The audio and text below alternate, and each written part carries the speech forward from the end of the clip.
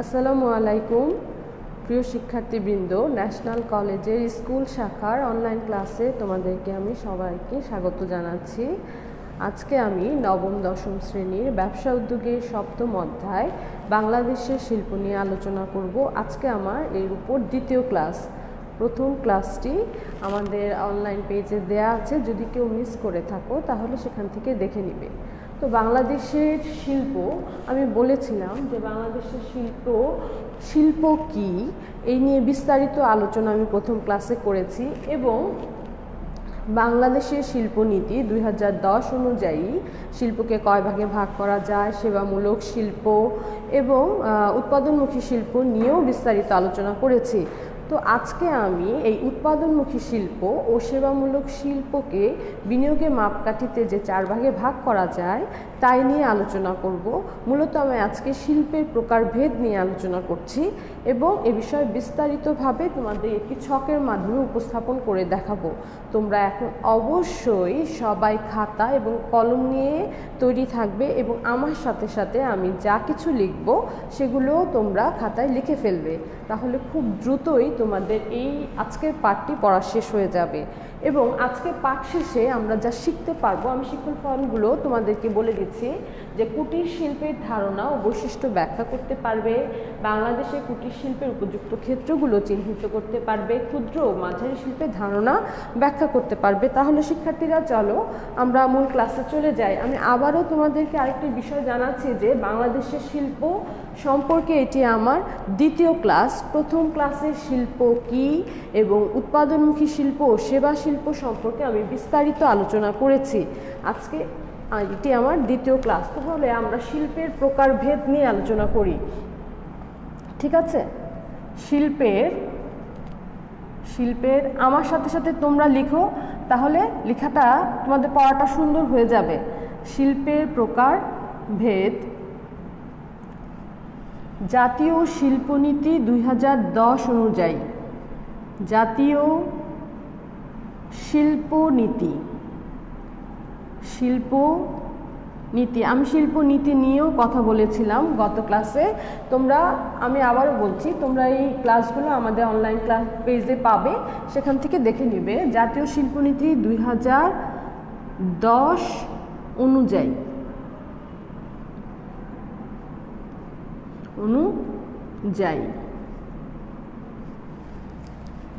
জাতীয় শিল্পনীতি 2010 অনুযায়ী শিল্পের ধরন, ঠিক আছে? শিল্পকে আসলে 2 ভাগে ভাগ করা হয়েছে। শিল্পের ধরন 2 ভাগে ভাগ করা হয়েছে। একটা হচ্ছে উৎপাদনমুখী শিল্প, উৎপাদনমুখী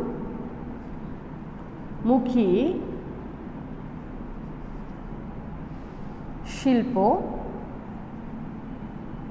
আরেকটা হচ্ছে সেবামূলক শিল্প, সেবামূলক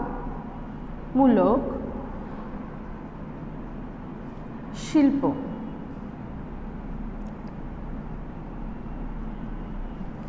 জাতীয় শিল্পনীতি 2010 অনুযায়ী শিল্পকে 2 ভাগে ভাগ করা হয়েছে। একটি হচ্ছে উৎপাদনমুখী শিল্প, একটি হচ্ছে সেবামূলক শিল্প। আমরা এই গত ক্লাসে এই 2 শিল্প সম্পর্কে বিশদ আলোচনা করেছি, উৎপাদনমুখী শিল্প কি এবং সেবামূলক শিল্প কি।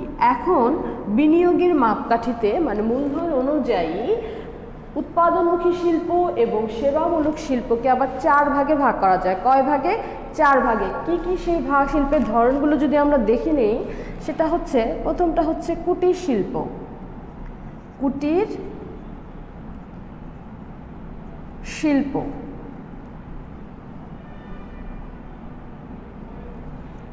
শিল্প। তা শিল্প কথাটা আমরা না লিখি, আমাদের আজকে একটু জায়গা প্রয়োজন। কুটির শিল্প, তারপর হচ্ছে ক্ষুদ্র শিল্প,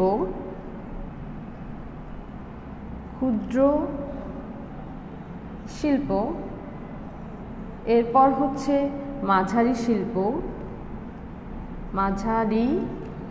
শিল্প, এরপর হচ্ছে বৃহৎ শিল্প, ঠিক আছে? বৃহৎ শিল্প। আমি বলেছিলাম যে বিনিয়োগের মাপকাঠিতে শিল্পকে আবার 4 ভাগে, উৎপাদনমুখী শিল্প এবং সেবামূলক শিল্পকে আবার 4 ভাগে ভাগ করা যায়। বিনিয়োগ, আমি বারবার বলছি এই কথাটি, বিনিয়োগের মাপকাঠিতে উৎপাদনমুখী শিল্প এবং সেবা শিল্পকে 4টি ভাগে ভাগ করা যায়। এটি হচ্ছে কুটির শিল্প, ক্ষুদ্র শিল্প, মাঝারি শিল্প এবং বৃহৎ শিল্প।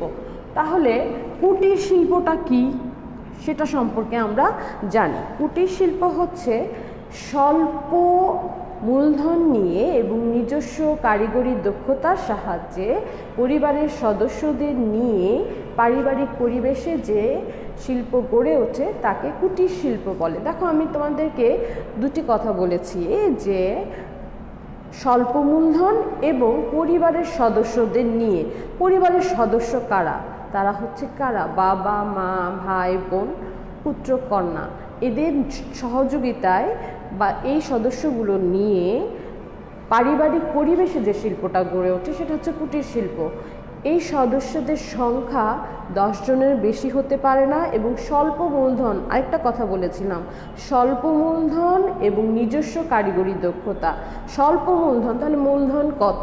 মূলধন হচ্ছে জমি এবং কারখানা ব্যতীত মানে জমি এবং কারখানা ভবন বাদ দিয়ে যে মূলধনের পরিমাণ 5 লক্ষ টাকার নিচে এবং পরিবারের সদস্য এটা 10 জনের বেশি হতে পারবে না। তাহলে যদি আমরা কুটির শিল্পকে এভাবে লিখি যে এর মূলধনের পরিমাণ কত হবে, যদি লিখি মূলধন হবে 5 লক্ষ টাকার নিচে, ঠিক আছে। আর এর শ্রমিক সংখ্যা কত হবে? শ্রমিক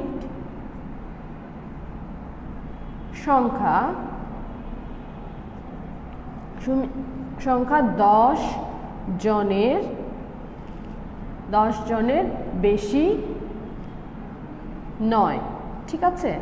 তাহলে আমরা দেখতে পাচ্ছি যে কুটির শিল্পের মূলধন হবে জমি ও কারখানা ভবন বাদ দিয়ে প্রতিস্থাপন ব্যয় সহ 5 লক্ষ টাকার কম এবং এর শ্রমিক সংখ্যা 10 জনের বেশি নয়। এখন যদি আমরা ক্ষুদ্র শিল্পকে সংজ্ঞায়িত করতে যাই তাহলে কি দেখতে পাচ্ছি? ক্ষুদ্র শিল্পের ক্ষেত্রে তাহলে কি হবে? ক্ষুদ্র শিল্প ক্ষেত্রে আমরা 2টা ভাগে দেখাবো। ক্ষুদ্র শিল্পটা যদি উৎপাদনমুখী ক্ষুদ্র শিল্প হয় সেক্ষেত্রে এর সংজ্ঞা হবে উৎপাদনমুখী ক্ষুদ্র শিল্পের ক্ষেত্রে যে সকল উৎপাদনমুখী ক্ষুদ্র শিল্পের ক্ষেত্রে যে সকল শিল্পের মূলধনের পরিমাণ, দেখো মূলধন আর শ্রমিক সংখ্যা দিয়ে আমরা সংজ্ঞায়িত করব। ক্ষুদ্র শিল্পের ক্ষেত্রে উৎপাদনমুখী যদি শিল্পটা উৎপাদনমুখী শিল্প হয় এর মূলধনের পরিমাণ হবে কি? আসলে আমরা দেখি, মূলধন হবে 50 লক্ষ থেকে 10 কোটি, ঠিক আছে। আর শ্রমিক কতজন হবে? শ্রমিক হবে 25 থেকে 99 জন, ঠিক আছে। তাহলে কি দাঁড়াচ্ছে? ক্ষুদ্র শিল্পের ক্ষেত্রে সেই শিল্পটা যদি উৎপাদনমুখী শিল্প হয় তাহলে এর জমি ও কারখানা ভবন বাদ দিয়ে মূলধনের পরিমাণ হবে 50 লক্ষ থেকে 10 কোটি টাকা এবং এর শ্রমিক সংখ্যা হবে 25 থেকে 99 জন। আর ক্ষুদ্র শিল্পটা যদি সেবামূলক শিল্প হয় তাহলে এর মূলধন কি দাঁড়ায়? দেখো, এর মূলধনের পরিমাণ তখন মূলধনের পরিমাণ হবে 5 লক্ষ থেকে 1 কোটি। তোমরা অবশ্যই এটা খাতার মধ্যে লেখো, দেখো লিখতে লিখতেই তোমাদের পড়া হয়ে যাবে। এবং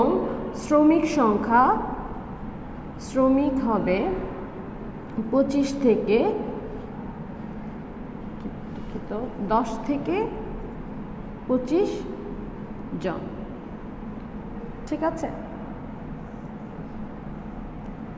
তাহলে আমি আবার তোমাদেরকে যদি একটা প্রশ্ন করি যে ক্ষুদ্র শিল্প বলতে কি বুঝো, তাই না? এই যে আমি দেখো একটা শিখন ফল আছে, ক্ষুদ্র শিল্পের ধারণা ব্যাখ্যা করতে পারবে। যদি আমি বলি ক্ষুদ্র শিল্প বলতে কি বুঝো, তাহলে আমরা কি বলবো, কি লিখবোটা কি লিখবো? এরকমই যে উৎপাদনমুখী ক্ষুদ্র শিল্পের ক্ষেত্রে সে সকল শিল্পকে বোঝানো হয় যার জমি এবং কারখানা ভবন বাদ দিয়ে মূলধনের পরিমাণ 50 লক্ষ থেকে 10 কোটি টাকা এবং শ্রমিক সংখ্যা 25 থেকে 99 জনের মধ্যে।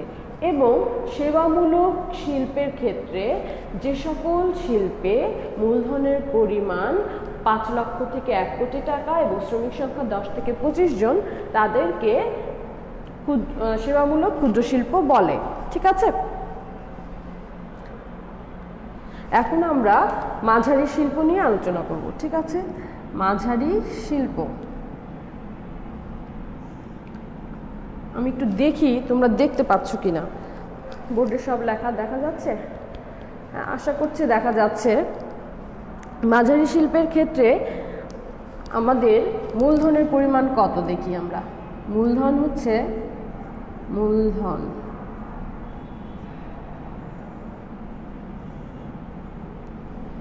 আর শ্রমিক, আমরা মূলধন ও শ্রমিক দিয়েই সংজ্ঞায়িত করছি।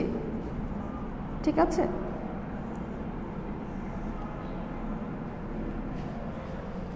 এখন আমরা মাঝারি শিল্পটা যদি উৎপাদনমুখী মাঝারি শিল্প হয়, তাহলে এর মূলধনের পরিমাণ হবে 10 কোটি থেকে 30 কোটি, 10 কোটি থেকে 30 কোটি এবং এর শ্রমিক সংখ্যা হবে 100 থেকে 250 জন। আর এই মাঝারি শিল্পটা যদি সেবামূলক ক্ষেত্রে হয়, তাহলে এর মূলধন কত দেখি আমরা। এর মূলধন দাঁড়াবে তখন 1 কোটি থেকে 15 কোটি। আমি তোমাদেরকে বারবার একই কথা বলছি যে তোমরা খাতায় এটা এইভাবে করে নাও, তাহলে দেখো যে তোমাদেরও আমার সাথে সাথেই পড়া হয়ে যাবে। তারপর হচ্ছে এর শ্রমিক সংখ্যা কত দাঁড়ায় দেখো। শ্রমিক,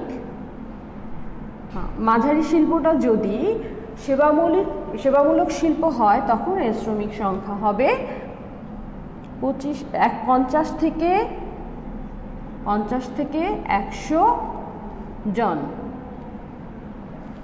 ঠিক আছে, তাহলে আমি যে তোমাদের শিক্ষণ ফলে দিয়েছি যে ক্ষুদ্র মাঝারি শিল্পের ধারণা ব্যাখ্যা করো, তাহলে দেখো মাঝারি শিল্পের ক্ষেত্রে যদি আমি সংজ্ঞায়িত করতে যাই, মাঝারি শিল্প উৎপাদনমুখী শিল্পে মাঝারি শিল্প হচ্ছে সেই সব শিল্প প্রতিষ্ঠান যার মূলধনের পরিমাণ জমি ও কারখানা ভবন বাদ দিয়ে, প্রতিটাতেই কিন্তু জমি এবং কারখানা ভবন বাদ থাকবে, জমি ও কারখানা ভবন বাদ দিয়ে মূলধনের পরিমাণ 10 থেকে 30 কোটি এবং শ্রমিক সংখ্যা 100 থেকে 250 জন। এবং এই মাঝারি শিল্পটা যদি সেবামূলক শিল্প হয়, তাহলে এর মূলধনের পরিমাণ 1 থেকে 15 কোটি এবং শ্রমিক সংখ্যা হচ্ছে 50 থেকে 100 জন। এখন আমাদের শুধু আছে হচ্ছে বৃহৎ শিল্প প্রতিষ্ঠান। বৃহৎ মানে অনেক বড় কিছু, তাই না? তাহলে বৃহৎ হলে মূলধনটাও কি হবে? বৃহৎ হবে। বৃহৎ শিল্পের ক্ষেত্রে বৃহৎ শিল্পটা যদি উৎপাদনমুখী শিল্প হয়, তাহলে এর মূলধনের পরিমাণ দাঁড়াচ্ছে কত দেখো। এর মূলধনের পরিমাণ 30 কোটি টাকার বেশি। আর এর শ্রমিক সংখ্যা কি দাঁড়ায় দেখো। শ্রমিক সংখ্যা 250 জনের বেশি।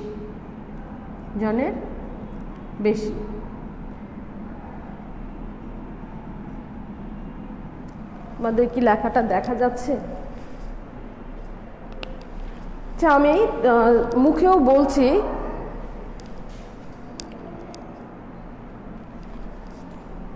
হ্যাঁ, আমি মুখেও তোমাদেরকে বলে দিচ্ছি, তোমরা নিশ্চয়ই শুনতে পাচ্ছ। এর মূলধন যদি কোনো কিছু সমস্যা হয় যে শোনা যাচ্ছে না বা দেখা যাচ্ছে না, তোমরা কিন্তু আমাদেরকে কমেন্টও করতে পারো। এর মূলধনের পরিমাণ বৃহৎ শিল্পটি যদি সেবামূলক শিল্পের ক্ষেত্রে বৃহৎ শিল্পের মূলধনের পরিমাণ হচ্ছে 15 কোটির বেশি। এর মূলধন 15 কোটির বেশি, ঠিক আছে। আর শ্রমিক কত? শ্রমিক সংখ্যা হবে 100 জনের বেশি। শ্রমিক 100 জনের বেশি, ঠিক আছে শিক্ষার্থীরা।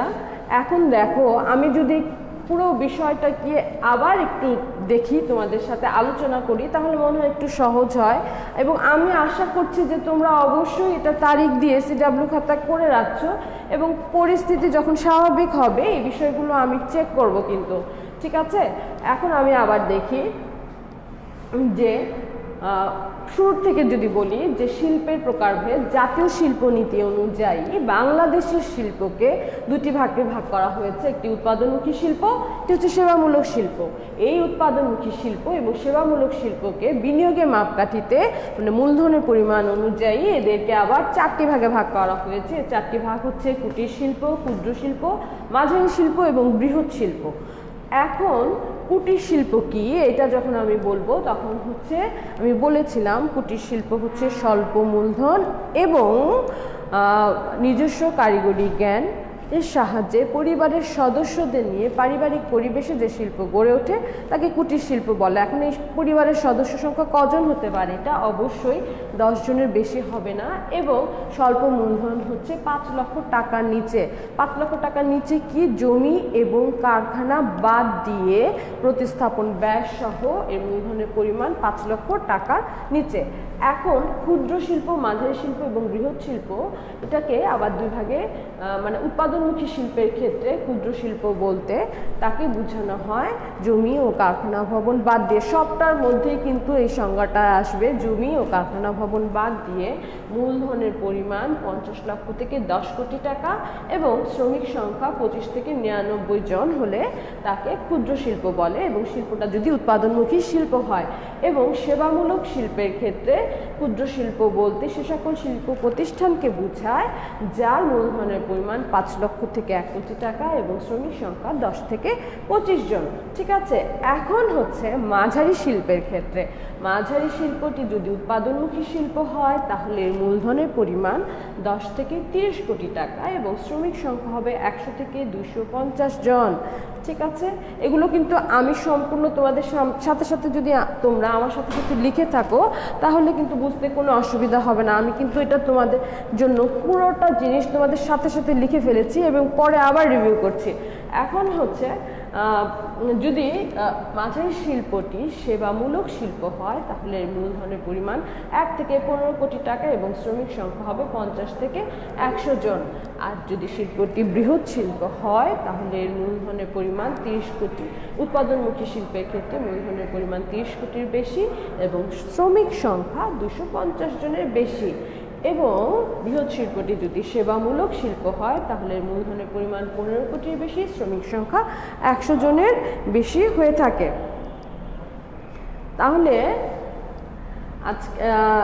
তাহলে আমরা শিল্পের প্রকারভেদ সম্পর্কে বিস্তারিত জানতে পারলাম। এখন আমি আরেকটা জিনিস দেখাই তোমাদেরকে, সেটা হচ্ছে শিল্পের উল্লেখযোগ্য ক্ষেত্রগুলো কি কি। কুটির শিল্প, ক্ষুদ্র শিল্প, মাঝারি শিল্প এবং বৃহৎ শিল্প ক্ষেত্রে বিনিয়োগ করতে গেলে কোন কোন ক্ষেত্রে বিনিয়োগ করলে সেটা লাভবান হবে সে বিষয়টি আমরা একটু দেখতে পারবো। মানে কোন উপযুক্ত ক্ষেত্রগুলো কি কি।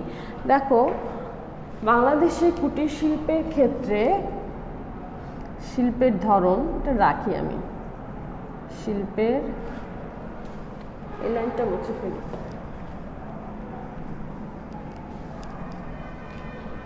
ঠিক আছে, শিল্পের ধরন,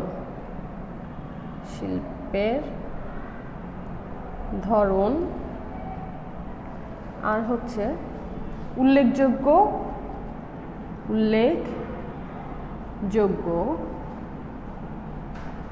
ক্ষেত্র। উল্লেখযোগ্য ক্ষেত্রগুলো কি? কুটির শিল্পের ক্ষেত্রে দেখো কুটির শিল্প হচ্ছে সংজ্ঞাতে বারবার এসেছে যে নিজস্ব কারিগরি জ্ঞান ও দক্ষতা। আমরা অনেক সময় দেখি পাটের বা চটের ব্যাগ, তারপর হচ্ছে দোলনা, স্কুল ব্যাগ, স্যান্ডেল, এগুলো কিন্তু ছোট ছোট জিনিসগুলো মানুষ নিজের দক্ষতা জ্ঞান দিয়ে করতে পারে। তারপর বেতের বেশ কিছু জিনিস আছে, বেতে আমরা চেয়ার দেখতে পারি, বেতের ট্রে হয়, তারপর বেতের দোলনাও দেখা যায়। এগুলো মানুষ নিজস্ব জ্ঞান দক্ষতা দিয়ে কিন্তু করতে পারে। তারপর হচ্ছে পাটের ওয়ালম্যাট, মানে কি দেয়াল মাদুর, তোমরা অনেকেই দেখেছো যে অনেকের বাড়িতে দেয়াল মাদুর শোভা পাচ্ছে। তারপর হচ্ছে মৃৎশিল্প। মৃৎশিল্পটা কি, যেমন মাটির তৈরি হাঁড়ি, পাতিল, তারপর হচ্ছে ফুলের টব, ফুলদানি, এরকম আরও অনেক শোপিস আছে যেগুলো মাটির তৈরি করা যায় এবং গ্রাম বাংলায় অনেক মহিলাই তাদের নিজস্ব জ্ঞান দক্ষতা দিয়ে এটা তৈরি করে থাকেন।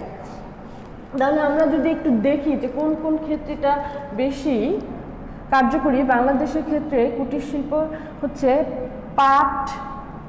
পাটজাত দ্রব্য, ঠিক আছে, পাটজাত শিল্প, তারপর হচ্ছে বাঁশ ও বেত শিল্প,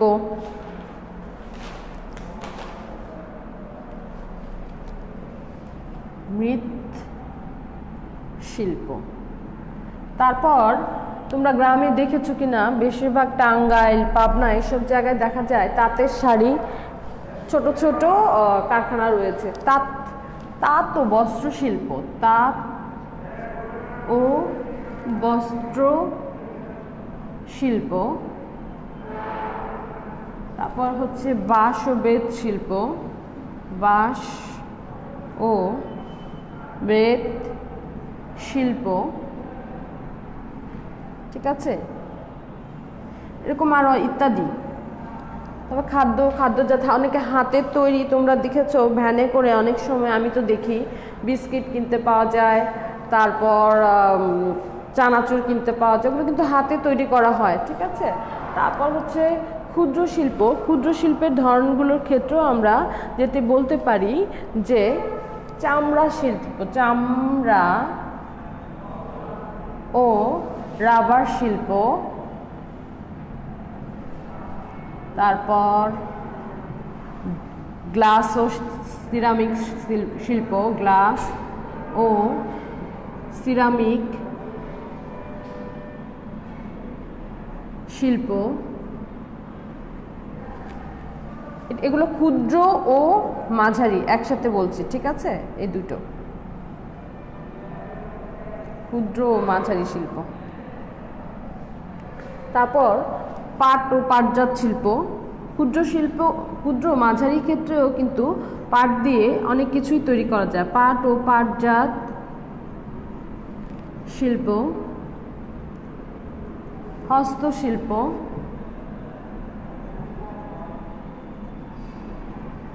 ইত্যাদি, ঠিক আছে।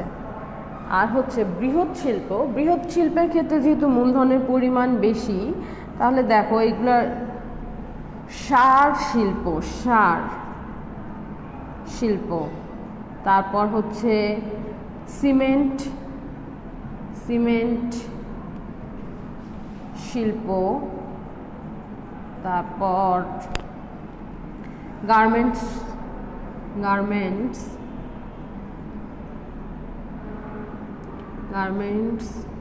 শিল্প, এরকম আরো বেশ কিছু শিল্প রয়েছে। ইস্পাত শিল্প, ঔষধ শিল্প, আরো অনেকগুলো রয়েছে। তোমাদের বই একটা ছকও আছে, আলাদা আলাদা করে দেওয়া আছে অবশ্য ছকগুলো, সেখান থেকেও তোমরা দেখে নিতে পারো। ইস্পাত শিল্প, ঔষধ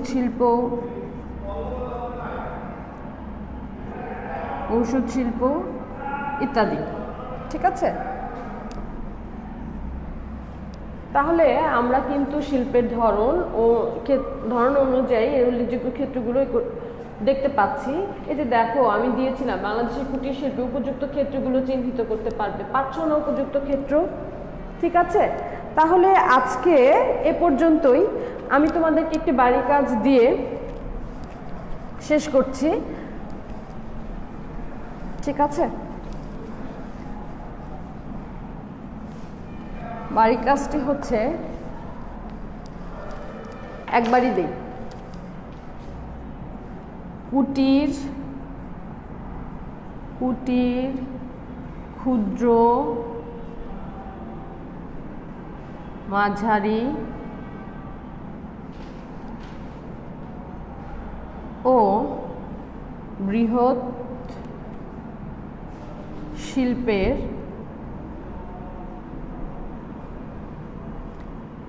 ধারণা ব্যাখ্যা করো। তাহলে প্রিয় শিক্ষার্থীবৃন্দ, আমি আশা করছি যে তোমরা তারিখ দিয়ে SW এবং CW রাখবে এবং পরিস্থিতি যখন স্বাভাবিক হয়ে যাবে তখন আমি তোমাদের এইগুলো চেক করে দিতে পারি। এবং তোমরা সবাই নিয়মিত এই পাঠগুলো অনুশীলন করবে।